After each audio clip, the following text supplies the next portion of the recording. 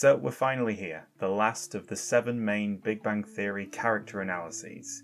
Or 8 if you count Stuart. And also they're all in a playlist now if you want to watch through them again. Before I get into the Bernadette deep dive, I wanted to let you know how you can be involved with an upcoming video. My subscribers, that's you, unless you've not subscribed yet, are going to be voting on their favourite Big Bang Theory characters. I'm talking about the main characters. I'm going to calculate the results and then make a video on the final results. So at the end of this video I'm going to tell you how you can vote, but I'm also going to tell you how you can have your actual thoughts on different characters heard in the video. But first, before you make your decision about your character rankings, maybe just watch this Bernadette video and maybe go through some of the others I've made as well. So now for the Bernadette character analysis.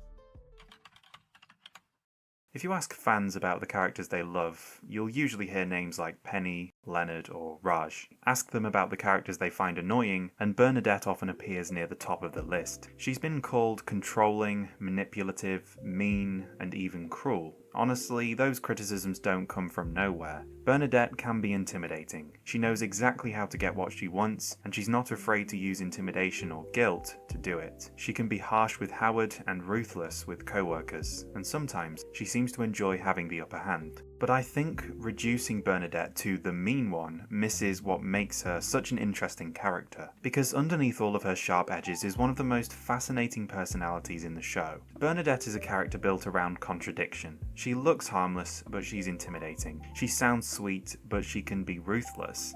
And she wants control, but not necessarily because she loves power. And that's the key to understanding her. What it all really comes down to in the end is the need for security, which we'll come back to. Bernadette is someone who has spent her entire life trying to create order in an unpredictable world. And the problem is that eventually, the way she creates that order is by controlling the people around her. Bernadette is so much more than that in any case. She is extremely intelligent, she's successful and strong. Although some subscribers have been requesting her video for a while, many more suggested that there's not much to explore with her, that she is skippable. But the more I've thought about her, the more I realise there's a lot more to her than you might first think. So let's get into it. One of the most interesting things about Bernadette is that she is arguably the most successful person in the entire group, at least consistently successful, and yet her success is rarely treated as the defining part of her character. Think about the achievements that the show celebrates. Sheldon and Amy winning the Nobel Prize, Howard going to space, even Leonard building a successful relationship with Penny. These are treated as major milestones, but Bernadette becomes one of the most successful scientists in the series. She earns a PhD in microbiology, she builds a highly successful career in pharmaceuticals, she rises through the corporate world, and she becomes a manager. Until Sheldon and Amy's discovery of superasymmetry, she actually earns significantly more money than everybody around her. In fact, for much of the show, Bernadette is the person with the most financial stability, and she succeeds because she understands a world that the other characters often struggle with. She understands the corporate world. The rest of the scientific group mostly exist in academia or nerd culture. They understand intelligence, they understand research, and they understand scientific achievement, but Bernadette understands systems. She understands that being talented isn't always enough. You need confidence, strategy, and people skills, as well as clinical experience and knowledge. In this way, she is the most well-rounded character in the show, arguably. And this is where Bernadette is completely different from characters like Sheldon. Sheldon believes that intelligence should naturally lead to recognition, and Bernadette understands that the world doesn't always work that way. You don't just succeed because you're the smartest person in the room, you succeed because you know how to navigate the room, and that ability comes from one of Bernadette's defining traits: her competitiveness. She is incredibly competitive, and we see it in some episodes more than others. The most striking, I think, is Season 7, Episode 3, during the scavenger hunt where she is teamed up with Leonard. Don't get me wrong, I do find her incredibly annoying. In this episode, and in so many episodes, Bernadette is unlikable, but we're trying to get beyond that today. Anyway, her competitiveness is one of the reasons she becomes successful, but it's also something that seems to go much deeper than ambition. The show gives us small pieces of information surrounding her childhood that explain where this comes from. She grew up in a large family. She had a lot of brothers who were not always easy on her. She talks about having a father who was a police officer meaning there was always an element of uncertainty around whether he would come home safely. She seems like someone who learned early that life isn't always predictable, and when people grow up in environments where they have to compete for attention, protect themselves, or take responsibility early on, those patterns often follow them into adulthood. For Bernadette, competence became a form of protection, being the smartest person, being the most prepared, being the person who knows what to do. Those things made her valuable, and eventually they became part of her identity. This is why her career makes so much sense. I'm not even talking about the fact that she studied microbiology, although that seems to represent some form of power for her. When she admitted she first became interested in microbiology when she realized she could wipe away everything she saw through the microscope, quote, like a god. But I'm talking more about the fact that Bernadette doesn't just want a job, she wants to be the person who understands the situation better than everyone else, and ironically that's exactly what makes her successful, but it's also what creates some of her biggest problems.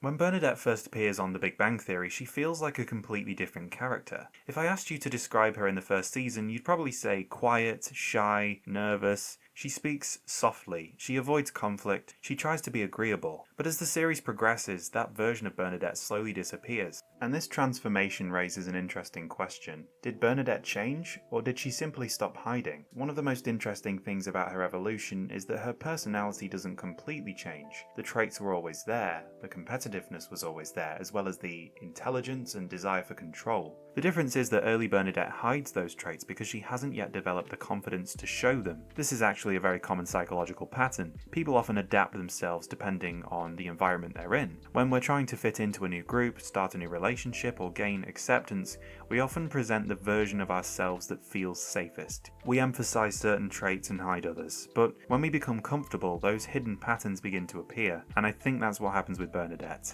At the beginning of the show, she is entering Howard's world, a world where she is surrounded by people who already have established personalities. She is trying to fit in, but over time, things change. She becomes more successful and more respected. She realizes she doesn't need everyone's approval, and once she feels secure, the softer version of Bernadette begins to fade. Her story is about someone who spent years suppressing certain parts of herself and finally allowing them to exist. The problem is that some of those traits are useful in one area of life, but destructive in another. Her competitiveness helps her succeed professionally, her confidence helps her command respect, but when she brings those same skills into her personal relationships, something changes. Her greatest strength and her greatest weakness come from exactly the same place, her need to create order. And to understand why, we have to look at the way Bernadette handles the people around her.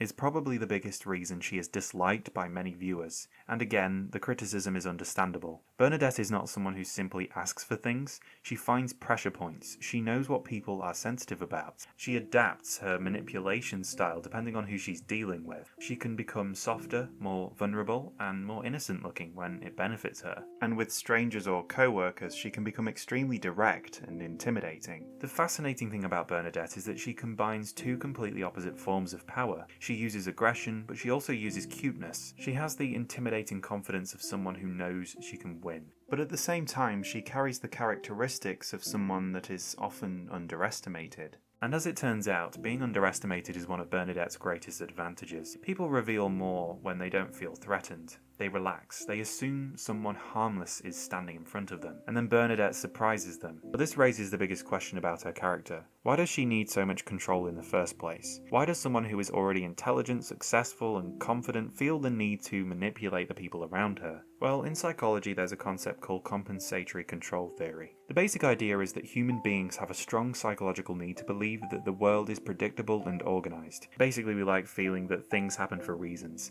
that there is order, that our actions have consequences. But when people experience uncertainty or a lack of control, they often compensate by creating control somewhere else. They become more organized, they create stricter routines, they seek authority, they try to manage their environment. Guess who else does this? Yep, that's right. But we'll come back to him.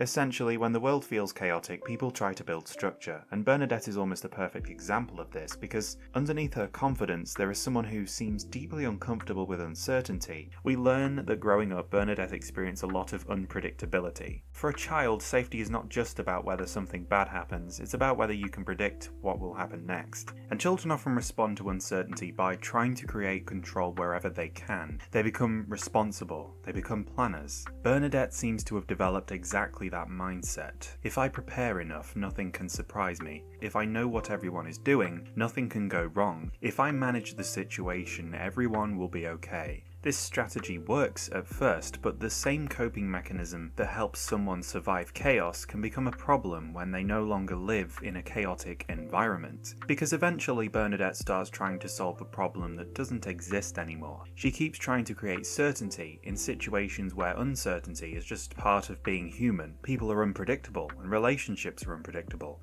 and no amount of planning can completely remove that. So Bernadette tries to do the next best thing. She controls the people around her. Not because she wants to dominate them as many people assume, but because psychologically control feels safer than trust. And this is why Bernadette is such an interesting character.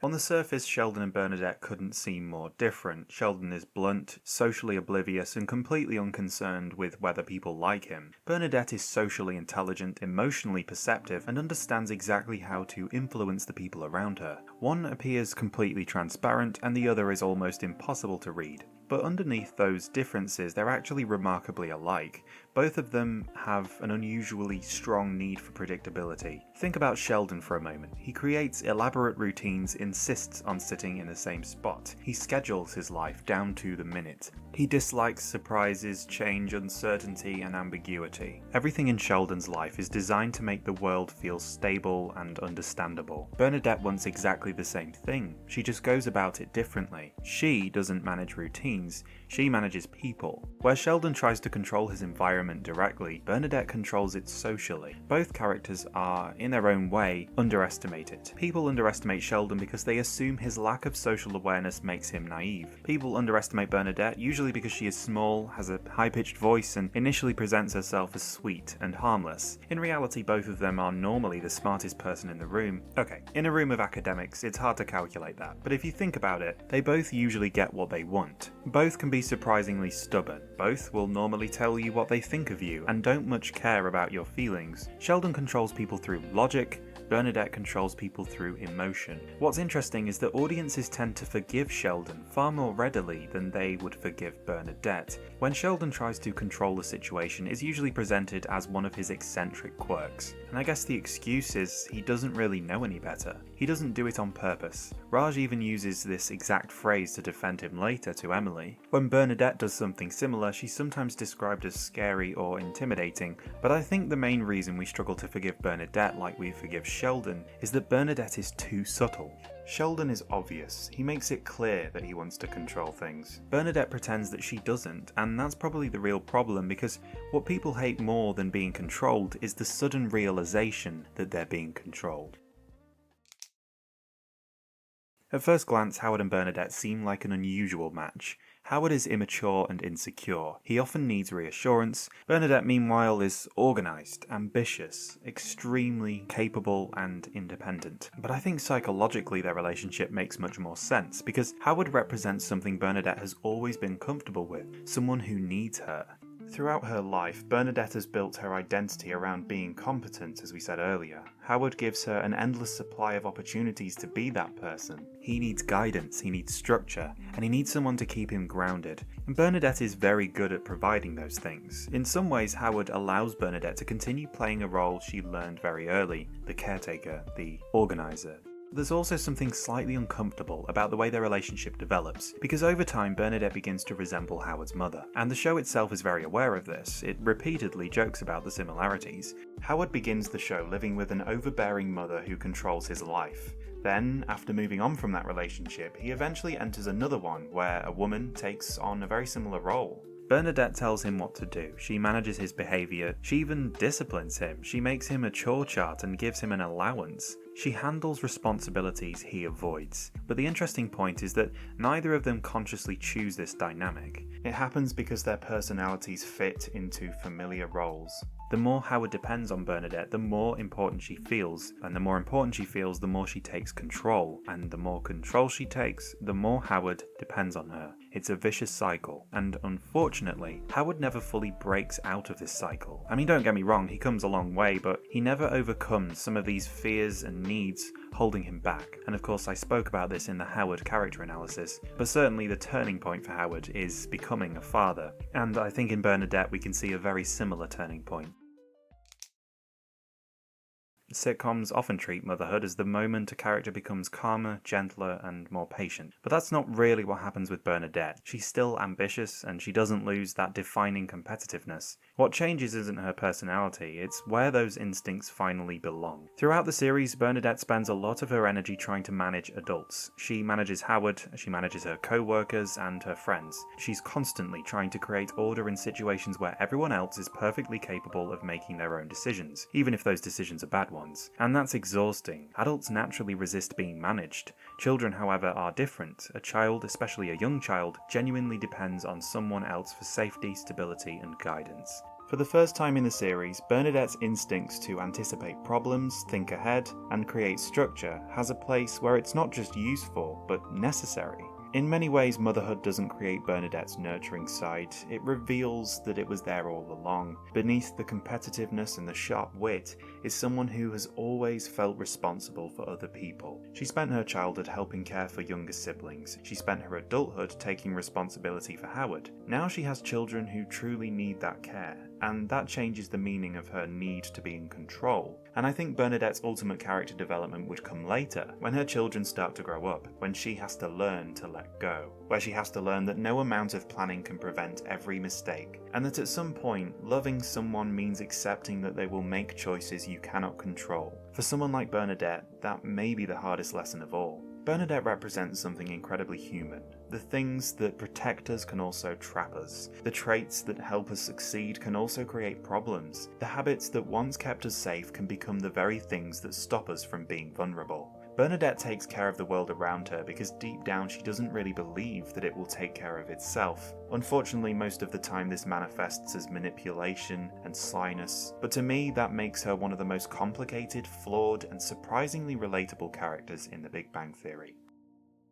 So, as I promised, I'm going to explain how you can be involved with this upcoming video, the vote on the best Big Bang Theory character ever. Firstly, all you need to do for the actual rankings is follow the link in the description and it will take you to a form. I'm using a star system, which I've explained more on the actual form. There's a reason I'm doing it, but basically I'm going to calculate the total amount of stars each character gets. Whoever gets the most stars is at the top and whoever has the least stars is at the bottom, and I'm going to go through them in order in the video and explain my thoughts on them, but also your thoughts. So if you want your thoughts and opinions on the video, for example, why this character is your favourite, what you think they're missing, who your least favourite character is and why, all you need to do is comment on this video. Any comments I see about characters I will read. I won't necessarily be able to reply to them all, but I may include them as well as your username on the upcoming video. The ratings are only going to include the main 7, not Stuart, and I'm going to explain why.